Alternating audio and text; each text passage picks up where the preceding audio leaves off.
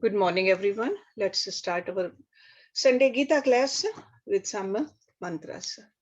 Om Parthaye Pratibodhitam Bhagavata Narayan Swayam Vyasen Grathitam Puran Munina Madhye Mahabharatam Advaitamritvarshine Bhagavati Mashtadashadhyayane Amutvam Anusandhame Bhagavad Gita Bhavatveshine Namo Astute Vyas Vishal Buddhe Full Arvind Ayat Patra Netar Yen Tavya Bharat Tail Purnaha प्रज्वलितो ज्ञान मया प्रदीपः प्रपन्न पारिजाताय तोत्र वेत्र एकपानये ज्ञान मुद्राय कृष्णाय गीता अमृत दुहे नमः सर्वोपनिषदो गावो दोगदा गोपाल नंदना पार्थो वत्सा सुधीर भोगता दुग्धम गीता अमृतम महत वसुदेव सुतम देवम कंस चानूरमर्दनम देवकी परमानंदम कृष्णम वंदे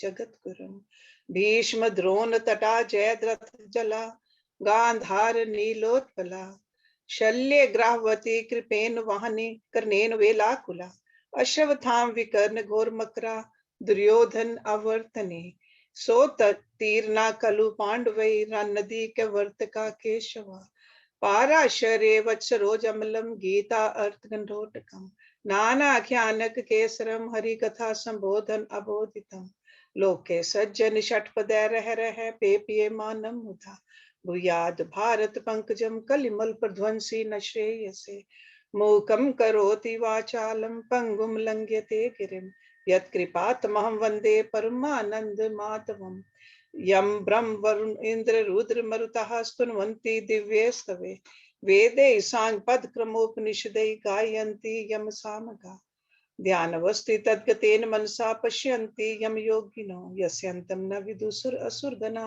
देवाय तस्मै नमः. Chapter 9 RajVidya RajaGuhya. We ended the class with verse number 15. And in 14 and 15, Lord Krishna is talking about the divergent approaches to worship the God. Because in verse number 14, he said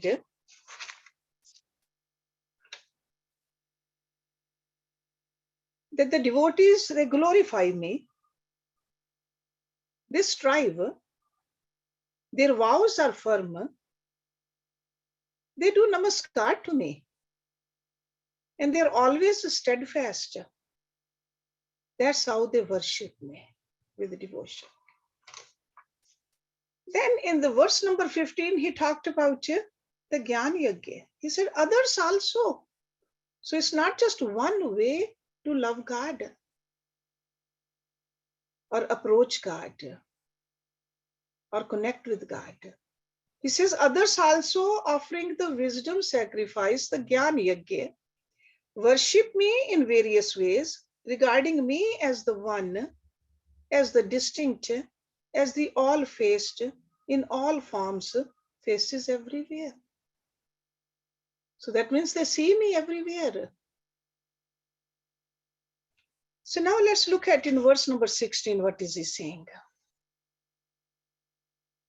Aham kratu, aham yajna, savdha aham aushadam, mantra aham eva ajyam, aham agni, aham hutam. Aham means I. Kartu, that means the ritual. Yajna, the sacrifice. Savdha, savdha is the offering which we give. Savdha. Aham I, Oshdam, the medicinal plants, the herbs. Mantra, the sacred syllable. Ev means also. Ajyam, the ghee, the purified butter. Agni, the fire. Hutam, the offering. I am the kartu, I am the sacrifice, I am the offering food, to the ancestors. So Savda has that meaning also. I am the medicinal herb and all the plants. I am the mantra. I am also the clarified butter ghee. I am the fire. I am the oblation. God has multiple forms, different kinds of worship, according to our own mental aptitude. So all of this is okay, but try to see God in everything. That's what he is suggesting. So this verse, verse number 16, expresses how the self is the existence everywhere. Self means the soul or the God. In all actions and in all factors which are constituting the actions. Ritualism is a part of every faith. In every faith. So he is showing us no matter which ritual you do, you can do a flower ceremony, you can do it with the flowers, you can do just recite the mantras, or you can light a lamp. Whatever you do, try to see me in there in all these methods. Or even the herbs which we use, you all have done the fire ceremony, I'm sure. The samagri which we use, there are a lot of herbs in there to purify the air around us. Herb we used, ghee we pour into the altar of fire, oblations are offered, mantras are recited. All of them are nothing but God. Through them, connect with God. It's almost like when a variety of ornaments are made out of gold, it's nothing but gold. Different forms, different shape, and we even give different names, but it's nothing but gold. This is what it is, what he's talking about. God being the essence of all happenings, all circumstances. So the devotee is making an attempt to adore the eternal, the God, the divinity through all these things. And now, not just only the things,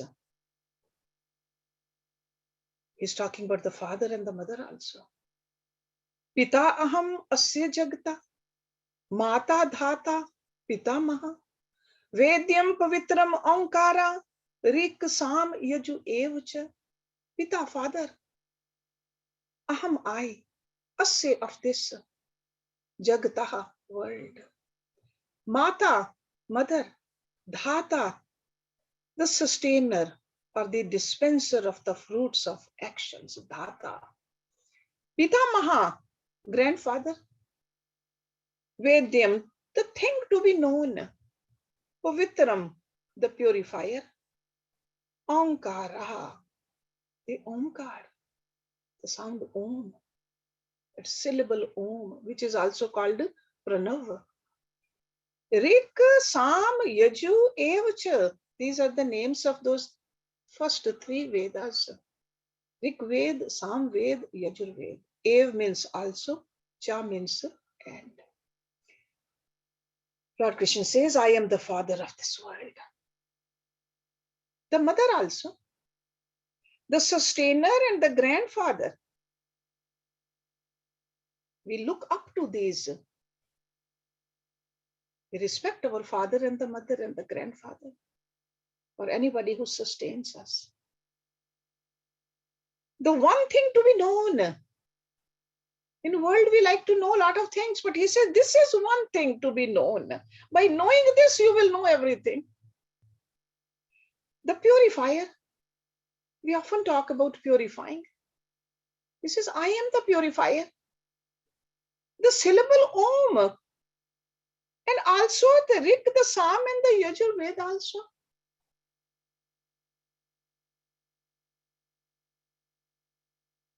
So the God or self is not a vague, imperceptible spirit of existence. So in order to show that with great love, Lord Krishna is explaining the essence to us in the examples which we can understand. Because we have a relationship with the people, we understand things through the circumstances, through the objects. So he's telling us, I am everywhere. But if he is everywhere, still why do we need to know him? Why do we need to get rid of our ignorance? Because he keeps on insisting, I am the one thing to be known. God is that having known which everything else becomes known. It is that kind of a power. Because to know the self is to destroy the consciousness of imperfections in us. Because from the imperfections, the sorrows germinate. And sorrow is not what we are. So that's why we need to know. So we need to rediscover that infinite beatitude. Only then we will feel satisfied. So the Vedas also, they have emanated from God. In the Ramayana, there is a saying, Jaki sahaj shwas shruti chai. God manifested the Vedas by his breath. Shwas. Shruti means the Vedas. They are the knowledge potency of God. And Lord Krishna is stating this truth very dramatically when he says that he is the Vedas. So self or God is the essence indicated by Om, which is absolute reality. And he said, I am also the Rik, Sam, and Yajur. Next verse. Gati bhartaha prabhut sakshi nivasaha sharanam suhrit prabhava pralya sthanam nidhanam bijam avyam. Gati, the goal. Bharta, the supporter. Prabhu, the Lord. Sakshi, the witness. Nivasaha, the abode. Sharanam, the shelter. Suhrid, the friend. Suhrid. Su is always good. So something which is good to our heart, that is a friend. Prabhava, the origin. Pralya, the dissolution. Sathanam, the foundation. Nidhanam, the treasure house. Bijam, the seed.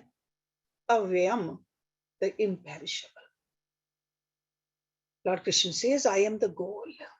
Sometimes we wonder, what is our goal in life? God is the goal. Everything else is just a means. God is the goal. The supporter, who supports us? God does. The Lord, Prabhu, the witness is constantly watching us. He's witnessing everything. The abode, the shelter, the friend. He is our friend.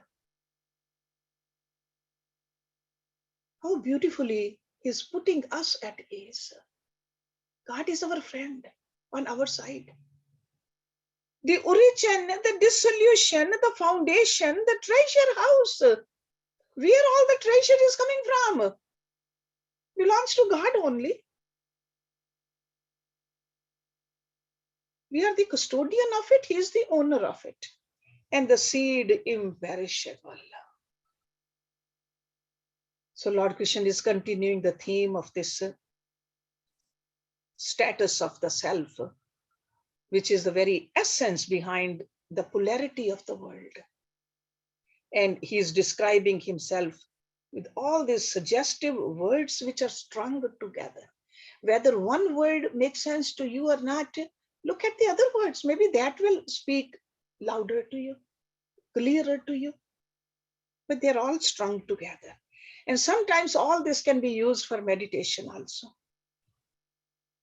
So I am the goal. All our seeking ends because we keep on seeking, keep on seeking. Seeking ends when they reach there. It's just like all the rivers. Where do they end? In the ocean. Seeking ends. Our seeking ends when we find him. Before that, we are a seeker.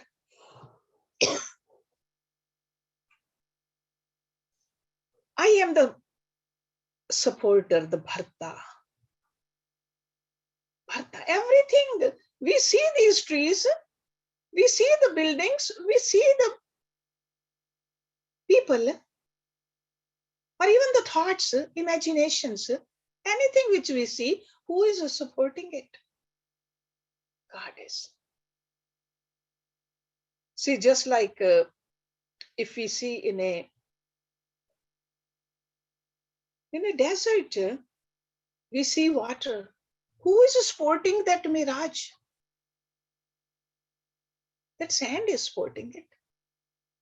The same way, who is supporting all this?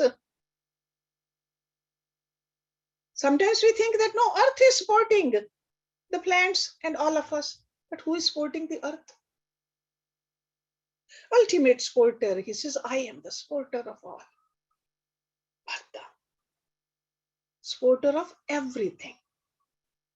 I am the Lord, Prabhu. Prabhu, Lord is the one which graces us. Prabhu.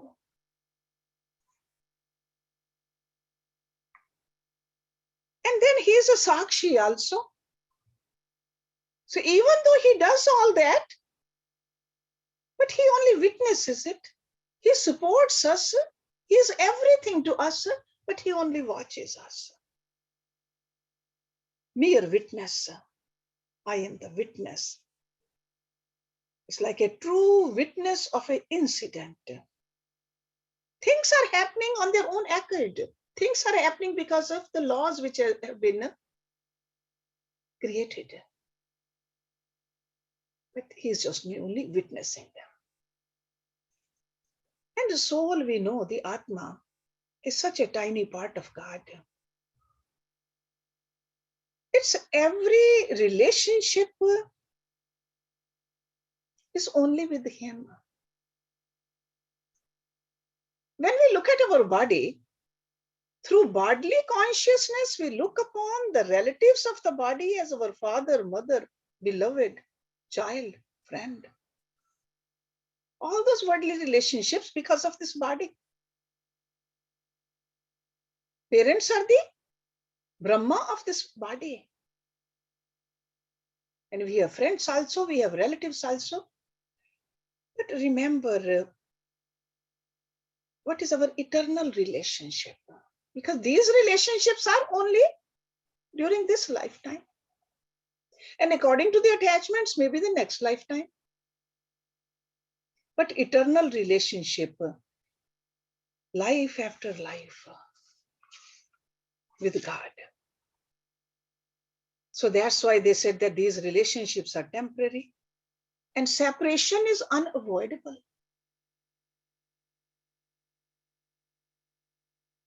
As long as we live, we are attached to them.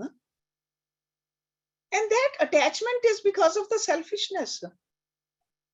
But that also, it fluctuates according to the direct proportion to the extent by which self-interest is satisfied. All the worldly relationships are like that.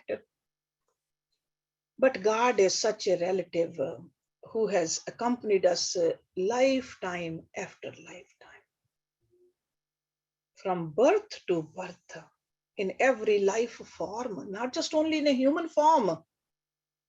Wherever we went, whether we were born as an animal or plant or any other creature, or a human being, or different forms of human beings also, God accompanied us, remained seated in our heart.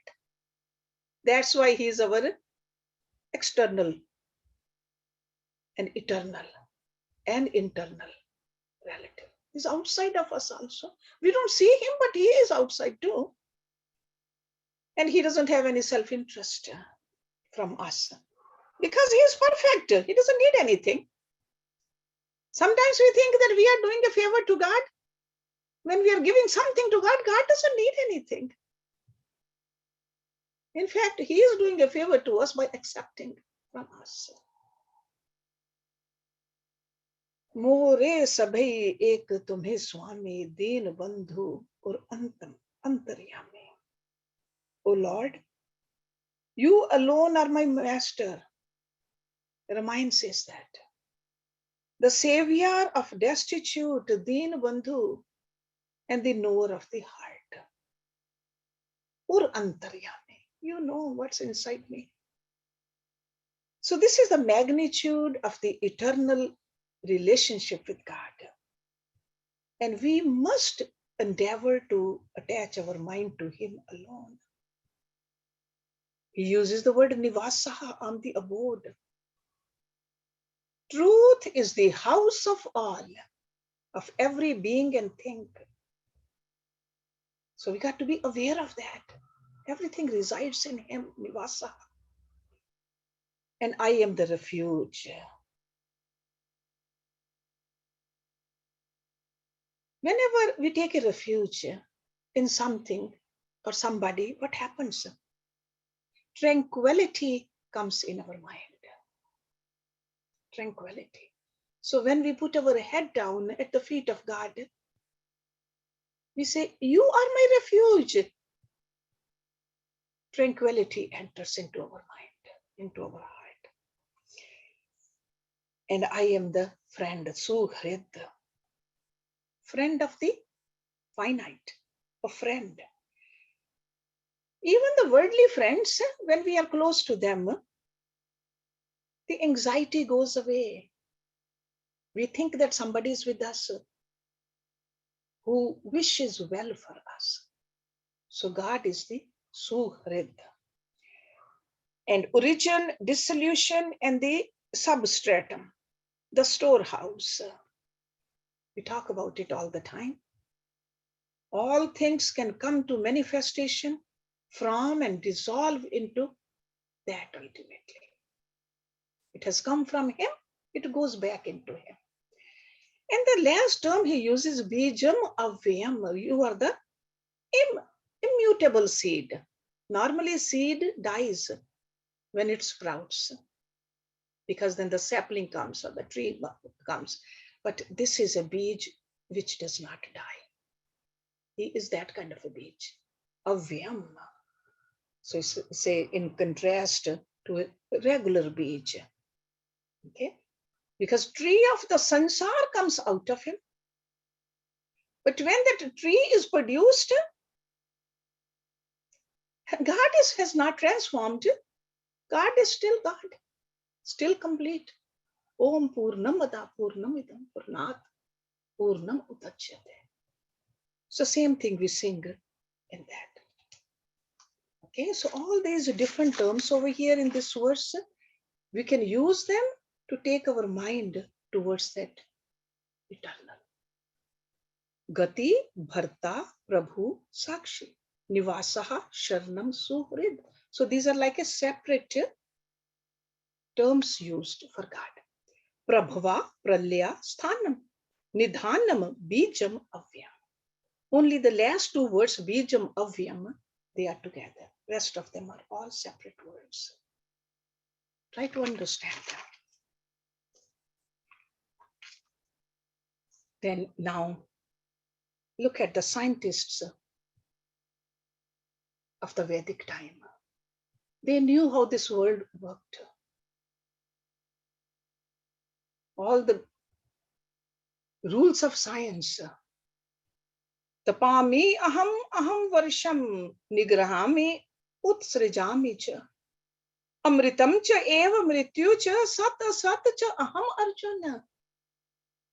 Tapami, give heat. Aham, I. Varsham, rain. Nigrihami, withhold. Utsrijami, send forth. Cha means and. Amritam, immortality. Cha means and. Ev also. Mrityu, death. Sat, asat. Sat is existence, asat is non-existence. Or sat could be the truth and asat is non-truth. Or sat could be permanent, asat could be temporary. Cha means and, aham, I, Arjuna. He says, as sun I give heat, I withhold and send forth the rain. I am, O Arjun, immortality and also death. Both existence and non-existence. Both I am.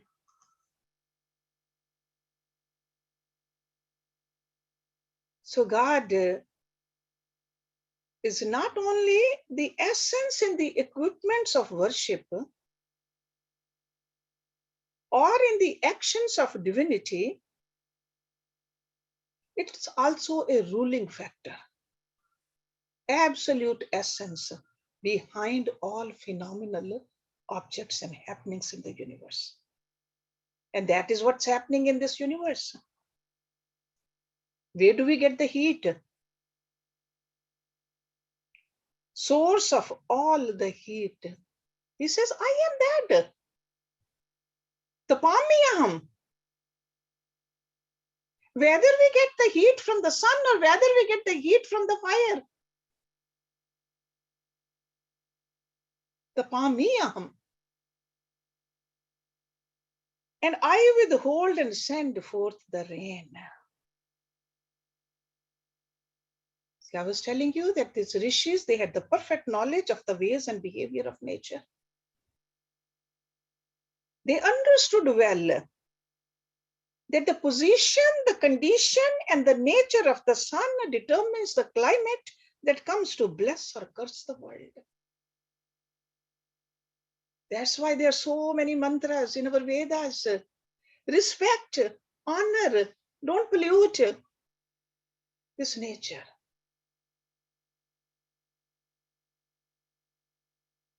So the material with which we worship is also God. It's almost like there's a tradition. In the old times, it was a tradition. Still, I'm sure people do that. They will stand in the water of the river, especially in the Ganga. So they're standing in there, immersed the lower half of their body in the river. Then they lift water in their palms and offer that to God. Right? Offer it to God. So in this way, they use the water itself to worship it. They're worshipping Ganga and using the water of Ganga also. So the same way we use the things over here in this universe, understanding that God is in there and we are just offering it to God. Everything is nothing but God. This is what he is trying to tell us. No matter what the form and sentiment of our devotion, there is nothing apart from God. Even if I say that I don't like God, it cannot be apart from God. Words cannot be spoken without the presence of God. I am immortality and also death. We got to reach this state of immortality. Change is death. So the self is the illuminator of the change. Even though itself it's changeless. But change cannot happen without this self. So immortality, also death. I am existence and non-existence, Sat and Asat.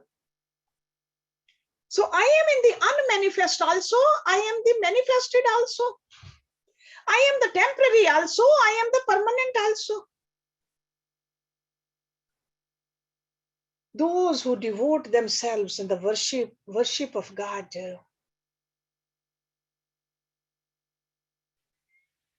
just for the love of God, they are truly loving God.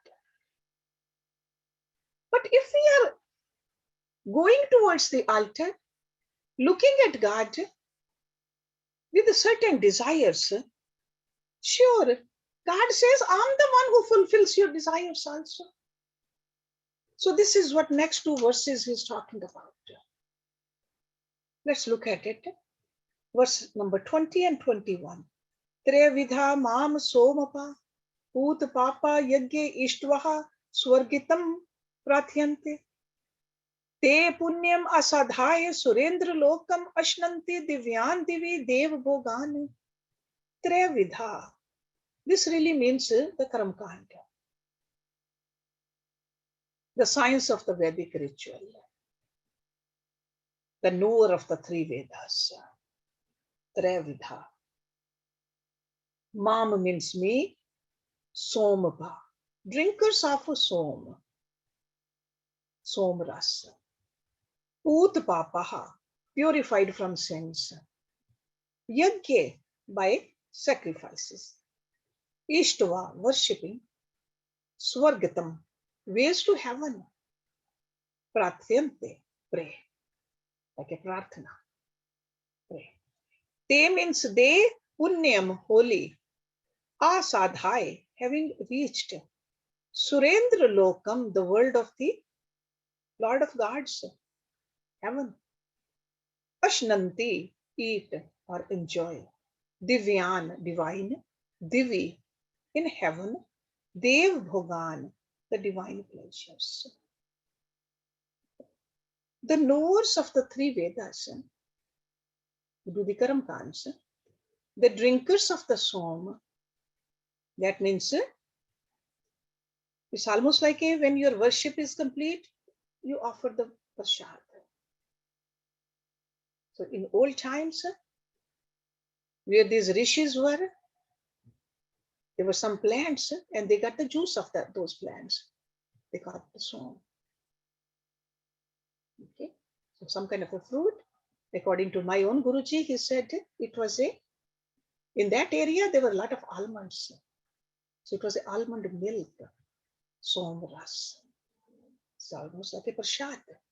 We use the prasad. Wherever we are, whatever is available, if the mangoes are available, we use the mangoes. If bananas are available, we use bananas.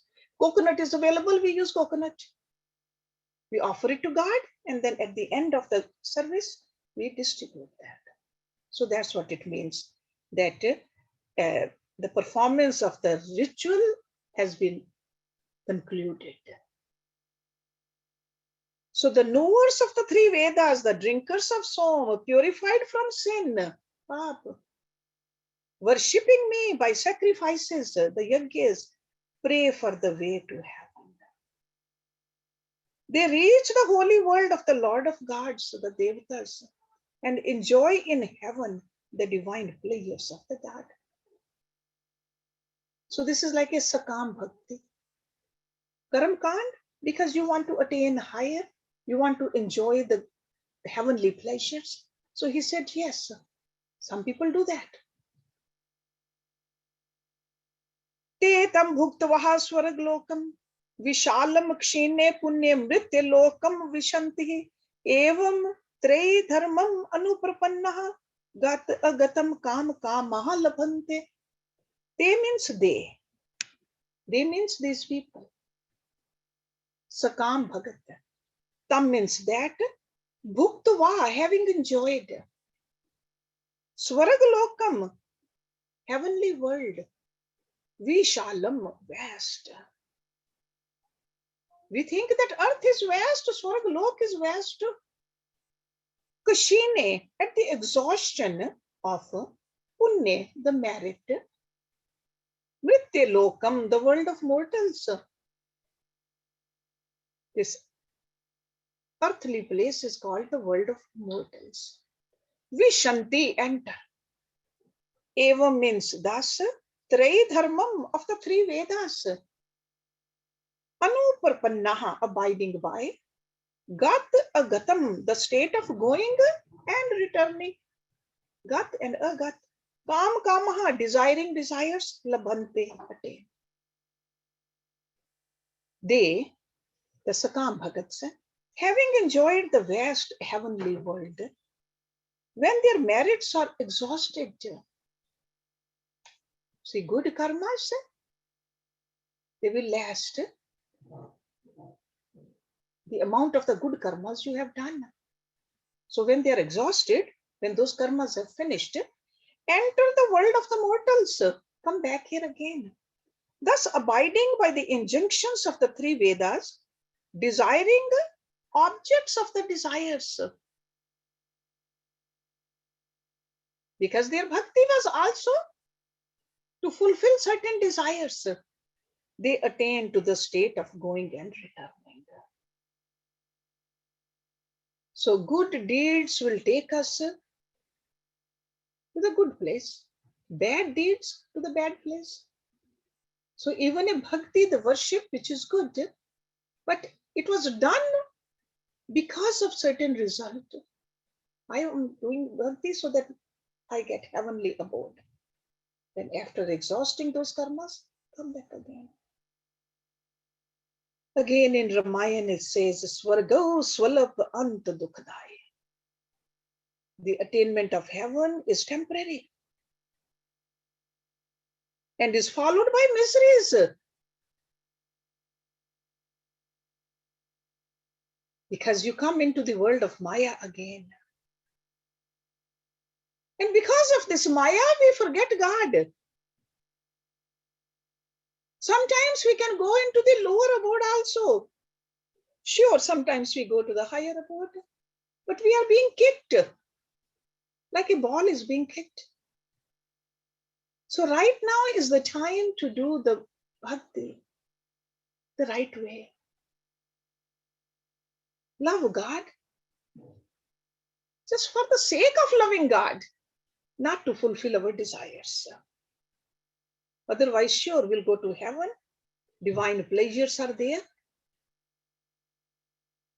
But then ultimately there's an end to it. So this verse is reminding us that do the bhakti for the right reason. Not to fulfill the desires, but to let go of the desires, burn the desires. It's like a desireless love. Want to love God without any desires. So feel good to love God. So this is what he's going to tell us in the next one. That the people who worship the eternal with the desireless love. Because God is the substratum of the whole. So desireless love. Ananyaha chintayanta mamam ye jana pari upasate te sham nitya abhiyukta nama yog kshemam vahami aham. Ananya, without others.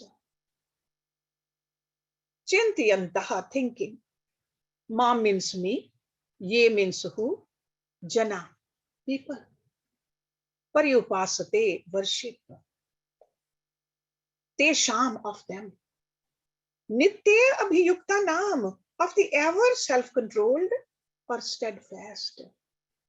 Yukta, yoga, and kshema. Yoga is a supply of what is not already possessed. This is what a yoga over here means. You don't have something and you get united with that. And kshem means preservation of what is already possessed. Vahame, carry, aham, I. This is the promise from God himself. If we do the Nishkam Bhakti, if we love God only for the sake of loving God. He says to those people who worship me alone. Alone means there's no desire. Just me and me alone. Those people who worship me alone, thinking of no other, that means nothing else, no desires. To those ever self-controlled or steadfast, I secure for them. I carry it for them. I give it to them, which is not already possessed, yoga. And I preserve for them what they already possess. So this is the promise God is making. Doesn't this make sense? To love God or to cultivate this Ananya Bhakti? Loving God only for the sake of loving Him, not because we're going to get something from Him. Because when we ask for something, we don't know whether it will be fruitful for us or not in the long term. Because we are asking only looking at the present situation. With this little buddhi we are asking that God, give me this, give me this. Maybe God wants to give you more. God, whatever you want to do, that is fine with me. I want to only surrender to you. And He says, Yoga kshemam vahami aham. I carry it myself for them. These kind of a bhagat. To me, I think in this verse, God is offering a motherly assurance to us. But we have to surrender also. We have to surrender exclusively, not partly. Normally what we do, we say, God, do this for me and I'll give you this. I'll bring a prasad or donate or do this or do that. I'll go to this kind of a Tirth Yatra. I'll go to the mandir once a week. That is like a putting a condition. That's a business relationship. Where there's a business relationship, it's not love. Love is only 100% loving. And God is assuring over here that exclusively if we surrender the supreme, eternal, we can call it a mother or a father,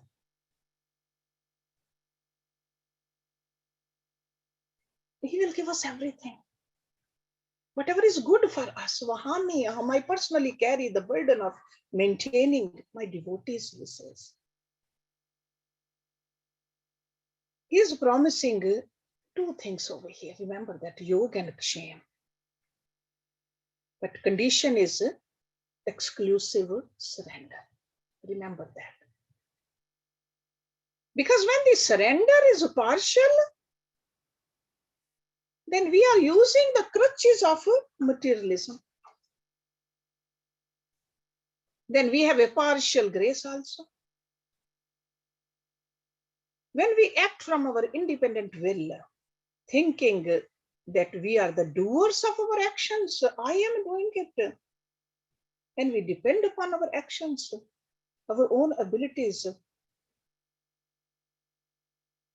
then we don't get this yoga and kshem, because we are depending upon our own power. So then what happens is we merely get according to our karmas. Okay? According to the karmas, we get the result. But if we can do the Ananya Bhakti, then He says, to that Bhagat, I carry. Remember the example of Sudama. Didn't Lord Krishna take care of him? Look at the bhakti of Shabri. That kind of a bhakti. We got to see what kind of a bhagat we are. So we'll talk more about this next week, because I think time is up. But I want you to think about it. Reflect upon your own love for God. Do you love God because you get something from Him? Or do you love God because you cannot just help but to love God? Om Purnamada Purnamidam Purnat Purnamudachyate Purnasya Purnamadaya Purnameva Vashishyate. Om Shanti Shanti Shanti Om. Thank you very much.